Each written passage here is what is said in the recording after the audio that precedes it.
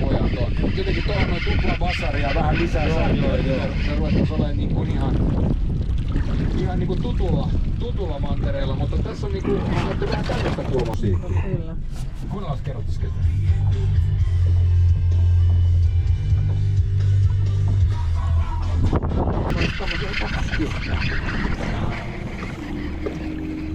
Tämän päivän lehdissä otsikoissa kuollut sydäntypehdyksen saaneista ei tiedä sairaudesta. Näin kolme voi koittaa nuorena.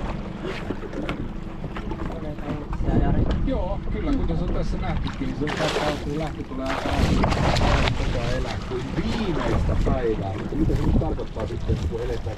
Ärsyttäviä aina, kun ne on niin hitaita jotenkin. Niin. Vähän niin kuin se kilpikolat elää 100-vuotiaaksi, kun ne on niin hitaita.